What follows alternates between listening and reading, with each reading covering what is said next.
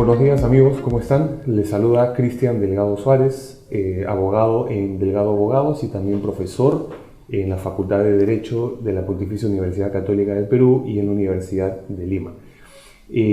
Actualmente contamos con la presencia del profesor Luis Guilherme Marinoni, quien ha venido a nuestro país, a Perú, a poder presentar y tener una serie de eventos vinculados a sus recientes publicaciones que han salido a través del sello Palestra.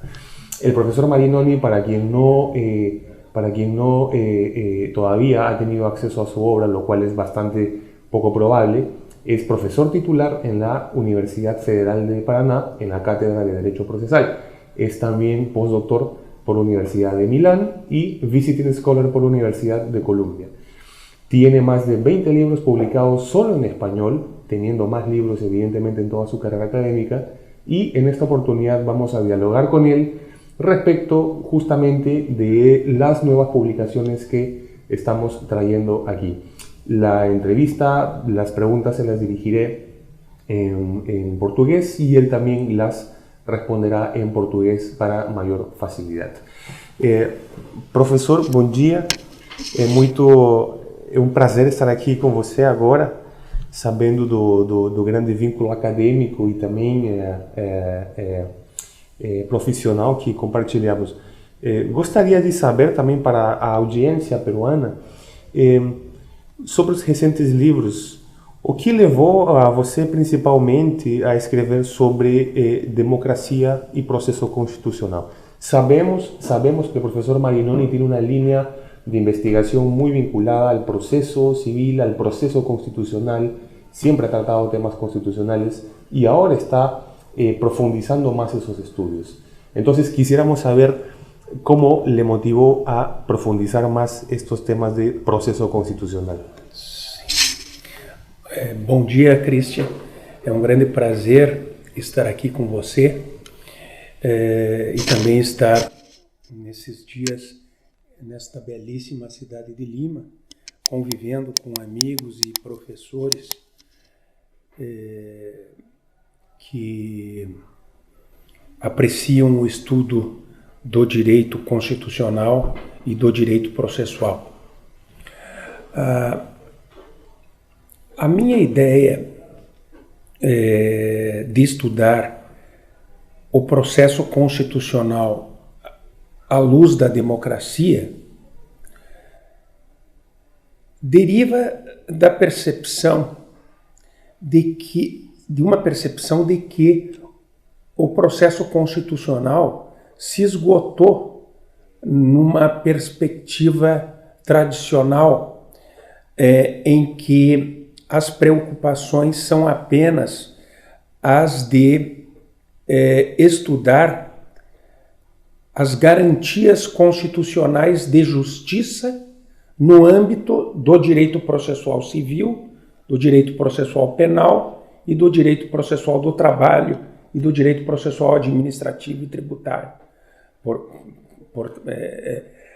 A ideia de que o processo constitucional seria simplesmente um conjunto de garantias de outros ramos do direito processual é que me fez ver o esgotamento desta perspectiva de análise.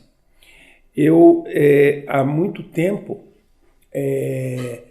tenho a preocupação, no âmbito do direito processual civil, de relacionar as necessidades do direito material e do direito substancial com as técnicas processuais. É por isso que eu elaborei uma teoria das tutelas dos direitos para demonstrar as diversas necessidades de tutela do direito substancial e aí tentar buscar as técnicas processuais idôneas e capazes de permitir o real e efetivo alcance das tutelas prometidas pelo direito material. Os processualistas civis sempre estudaram o processo como algo neutro e não como algo necessariamente relacionado a um fim, ao alcance de algo que é prévio ao direito processual. Isso me incomodava. Me incomodava porque eu não conseguia estudar e pensar sobre um direito processual capaz de responder ao direito fundamental à tutela jurisdicional efetiva sem pré-definir onde o processo deve chegar para prestar a tutela jurisdicional efetiva. Ou seja, o que o processo deve buscar, como que o processo deve se estruturar tecnicamente para efetivamente garantir o alcance de algo que está fora do processo, que é algo que é uma necessidade da vida das pessoas. Eu pensei assim o processo civil e comecei a perceber que era necessário também pensar assim o direito constitucional. Nós precisamos, na verdade, de um processo que possa permitir a tutela efetiva da Constituição e das normas constitucionais. Mas, para que o processo possa ser pensado nessa perspectiva, antes de tudo, é necessário tomar uma posição a respeito de se o processo constitucional responde a uma Corte Constitucional que tem ou não a última palavra sobre a Constituição. Eu acho que essa é a questão teórica principal. É a questão teórica que está por detrás do processo constitucional. E eu percebi que os processualistas constitucionais não se preocupavam com essa questão teórica. Não havia preocupação em estruturar um processo constitucional a partir da demonstração de se é ou não bastante a decisão da Corte. Ou seja, se a Corte tem ou não o monopólio da interpretação da Constituição ou a última palavra. Isso, a meu ver, é muito importante, porque se nós entendermos que a interpretação constitucional tem que ser compartilhada entre as instituições públicas e, inclusive, com a população, você tem que haver um diálogo, portanto, institucional, um diálogo constitucional, para que possível seja o alcance da melhor decisão constitucional possível. Nós temos que, obviamente, partir da premissa de que o processo constitucional deve responder a uma decisão jurisdicional constitucional que seja capaz de dialogar com as demais instituições e com a população. Uma decisão que dialoga é uma decisão que, por exemplo, não pode esquecer dos fatos constitucionais. Porque as disputas constitucionais da atualidade são disputas que, apesar de serem reguladas por normas constitucionais, exigem a consideração de fatos constitucionais. Em outras palavras, ninguém pode pensar na legitimidade constitucional da eutanásia, na legitimidade constitucional do aborto, na legitimidade constitucional do casamento homoafetivo, na constitucionalidade de uma política de ação afirmativa, sem considerar fatos. Eu não posso pensar sobre a eutanásia sem perguntar o que é um estado de doente terminal. Como se sente um doente terminal? Se um doente terminal pode expressar a sua vontade com segurança ou quando pode. Em outras palavras, não me parece suficiente pretender resolver a questão do aborto a partir do direito fundamental à privacidade. Ou a partir do devido processo legal, retirando-se do devido processo legal, como fez a Corte dos Estados Unidos em Roe, um direito à privacidade e daí um direito de liberdade de fazer o aborto. Ou pensar como pretendeu fazer a Suprema Corte dos Estados Unidos em relação à eutanásia, pensar na eutanásia a partir da cláusula do devido processo legal, para, da cláusula do devido processo legal, tentar extrair um direito à privacidade e daí um direito à liberdade de se suicidar, de morrer, um direito de se matar, como um direito de liberdade.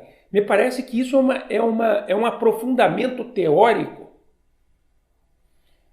que desconsidera completamente a realidade e, portanto, desconsidera a vontade das pessoas e a vontade dos representantes do povo que estão no parlamento, a vontade do constituinte. E é muito importante porque uma tendência que, de fato, penso que tem se esquecido ou não tem sido muito tratada no direito latino-americano, no direito constitucional. E é exatamente por essa razão que os seus livros recentemente publicados, já disponíveis, me parece que fazem uma passagem muito natural, muito consequente com as teorias que você está propondo agora. Por exemplo, se você me permitir os livros, o livro que foi apresentado agora, ontem, que é Los Hechos ante el Tribunal Constitucional, livro em que você fala exatamente sobre a aferição, a avaliação dos fatos para a tutela constitucional, para o controle também de constitucionalidade, parece que chega muito bem, em um momento muito apropriado, porque também já anteriormente, um mês atrás, foi publicado também o livro da prova, mas a prova processual.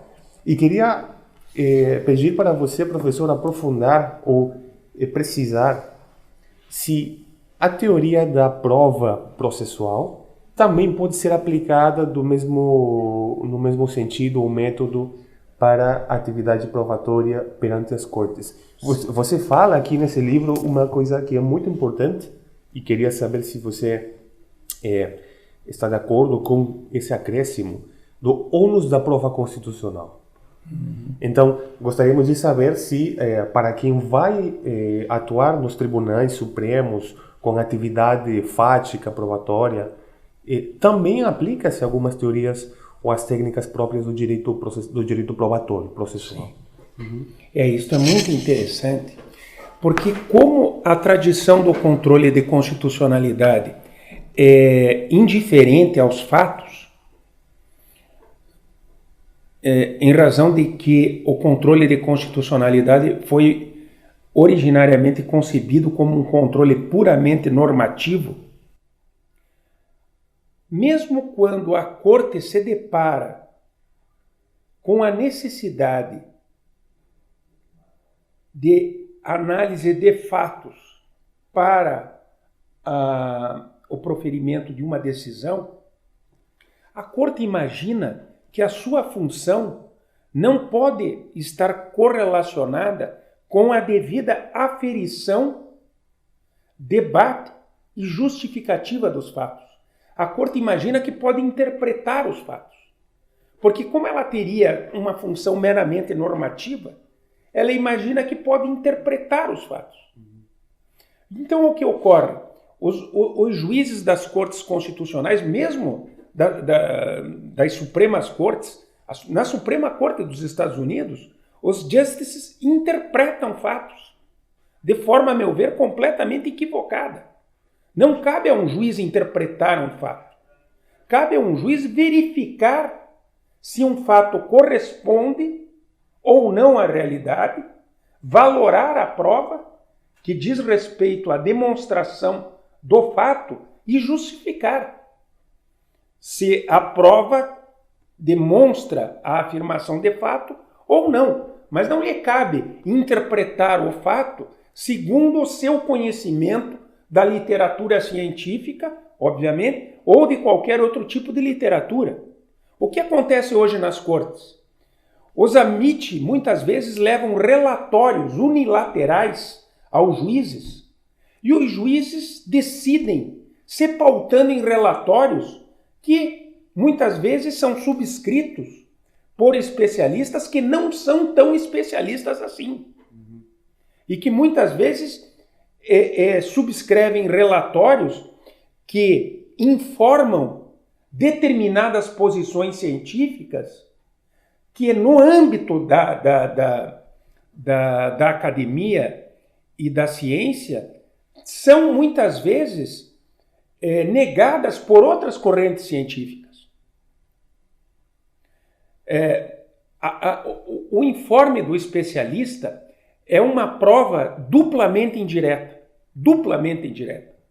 Porque todo o testemunho e toda a prova pericial é uma prova indireta. O perito fala sobre um fato, mas o laudo pericial é a simples interpretação de um fato. Interpretação do perito sobre um fato. Já no informe do especialista, o especialista informa sobre uma posição de uma corrente científica a respeito de um fato. E que tem que ser levada à consideração duplamente indireta pelo juiz. Pelo juiz. O juiz tem que considerar quem é o especialista que está falando e também tem que considerar a fonte que é utilizada pelo especialista quando ele conclui alguma coisa. E professor, essa teorização, esses argumentos me levam, e eu tenho muita certeza que também os nossos colegas, inclusive magistrados das Cortes Supremas, da nossa Corte Constitucional, você teve ontem um evento sobre exatamente os fatos na Corte Constitucional, me leva a outra pergunta. Como poder esses casos complexos, os casos difíceis, os hard cases, bem ao estilo do Dworkin, poderiam ser deixados de ser tutelados ou aguardar uma resposta? Porque nem todos os casos, nem todas as ações têm que ser de alguma forma resolvidas ou tuteladas. Como poder ingressar ao tema do minimalismo para fazer esse self-constraint da corte? Como ingressar o tema, a teoria do minimalismo, das virtudes passivas, num contexto latino-americano, onde, pelo contrário, exigimos muito das cortes constitucionais? Ótimo, é interessante a pergunta. É para poder saber como a corte peruana, a corte chilena, que agora estão com esses debates sobre a Constituição, logicamente, como poder ingressar essa teoria ou fazer entender aos ministros, o plenário, que está tudo bem se tem essa virtude passiva também de não resolver alguns assuntos e que não fique uma teoria em extremo minimalista. Certo, muito interessante. Quando nós percebemos que a corte tem que estar aberta aos fatos para poder resolver as disputas contemporâneas que dizem respeito à realidade da vida das pessoas e, portanto, não pode excluir os fatos, nós também temos que ter em conta que muitas vezes os fatos são inesclarecíveis em determinado momento ou ainda são discutidos no âmbito da ciência ou entre as pessoas. A população ainda discute os fatos. Não há ainda acordo sobre os fatos. Quando isso acontece, certamente não há necessidade alguma de, por exemplo, quando há um fato interpretado a partir de perspectivas morais diferentes, não há razão alguma para a corte, quando um direito não está sendo ameaçado de violação, impor uma posição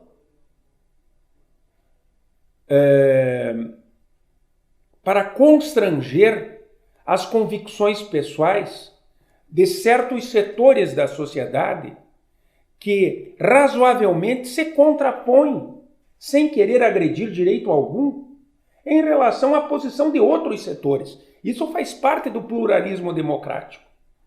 No pluralismo democrático, nós sempre temos desacordos morais razoáveis. E se nós queremos o respeito mútuo, a reciprocidade e a estabilidade, não há razão para privilegiar uma posição moral em detrimento da outra, simplesmente porque essa posição moral é da preferência da maioria dos membros da corte.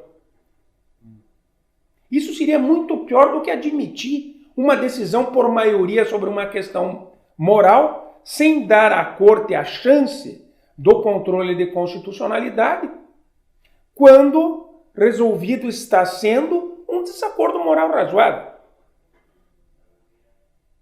Não é muito melhor deixar que a população chegue a um consenso, que a população resolva o problema por ela mesma, para que possível seja um encontro da estabilidade? Essa é a ideia de K. Sunstein, quando escreve sobre o minimalismo, e especialmente quando explica o tema dos acordos teóricos incompletos, a desnecessidade de aprofundar a teorização sobre os direitos fundamentais, quando, em relação à realidade, ainda há um desacordo. E isso se mostra também muito claro quando... eu acho que o melhor é buscar um exemplo. Há um exemplo que esclarece muito bem isso, que é o da eutanásia. A eutanásia, a discussão sobre a eutanásia é levada às cortes do 2º e do 9º circuito, nos Estados Unidos, mas eu vou me referir especialmente à decisão da Corte do 2º Circuito. Na Corte do 2º Circuito, invoca-se, alega-se que uma lei do Estado de Nova York, do início do século XX, que criminaliza o suicídio assistido, é inconstitucional por não permitir um exercício de liberdade ou de privacidade, que seria a eutanásia.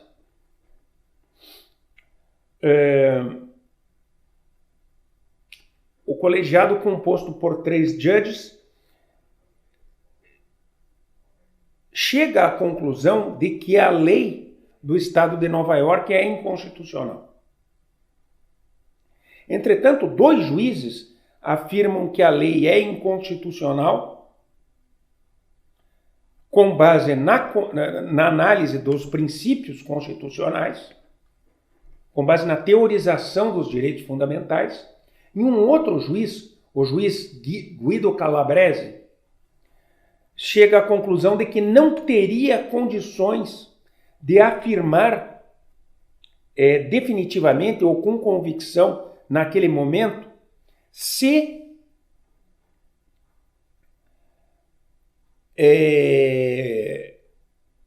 a eutanásia seria ou não constitucional. E ele faz uma análise muito interessante. Ele diz o seguinte: olha, esta lei que está sendo impugnada como inconstitucional, uma lei da 2ª década do século XX, é uma lei bastante antiga. E quando essa lei foi editada, sequer se pensava sobre a eutanásia. O parlamento não discutiu sobre a eutanásia para editar a lei que criminalizou o suicídio assistido. E depois que essa lei foi editada, o Congresso nunca mais pensou sobre a eutanásia, a população não voltou a aprofundar a discussão sobre a eutanásia, e a comunidade científica não nos apresentou dados a respeito da segurança ou não da realização da eutanásia. De modo que não há deliberação popular nem deliberação parlamentar suficiente sobre a eutanásia. Embora aqui esteja sendo afirmada inconstitucional a lei que criminaliza o suicídio assistido. Mas uma lei que criminaliza o suicídio assistido não é igual a uma lei que criminaliza a eutanásia. E é interessante que isso vem ocorrendo em várias cortes de todo o mundo. Porque as regras que proíbem condutas passam a serem interpretadas extensivamente com o passar do tempo e o surgimento de novas condutas que podem se enquadrar em regras do passado, que não pensaram sobre essas condutas. Pareceria que a prática do minimalismo e dessa virtude passiva leva mais a pensar no próprio desenvolvimento de um costume, ou de uma tradição em que a população com o parlamento ainda precisam discutir para que realmente a última palavra seja a última. Sim. Não no sentido de definitividade, sim, mas no sentido último de tempo. Exato. Ok, vamos deixar maturar uma questão sobre a eutanásia, o aborto, o anticoncepcional do dia seguinte, que foi também um exemplo que estamos vivendo aqui no Peru. E às vezes parece que esse diálogo é mais parte do respeito da própria tradição, do costume interpretativa de um país, até da academia, para que finalmente seja o tribunal que tem a última palavra. A última Sim. palavra, às vezes pensa-se que deveria ser a primeira e última. Sim. Não é? Não acha isso? Mas a última deve ser, ok, vamos ver se essa questão realmente merece o nosso pronunciamento e até poderia, talvez, justificar a existência de um precedente. Sim. Não sei se você concorda com isso. É verdade. Tanto o juiz Calabrese, então, depois de demonstrar que a questão nunca havia sido debatida no parlamento, nem devidamente debatida pela população, disse: há uma forte presunção de que essa lei seja inconstitucional. Eu vou admitir, por enquanto, que ela é inconstitucional, mas vou frisar, vou sublinhar que estou fazendo isso de forma provisória. Eu estou declarando a inconstitucionalidade de modo provisório. Por quê? Para que eu possa comunicar à população e ao parlamento de que não estou dando a última palavra sobre a lei. Ao contrário, eu estou estimulando a discussão, inclusive no Congresso. Eu quero ouvir a posição do Congresso. Eu quero ouvir o Congresso para depois, se for o caso, voltar a decidir.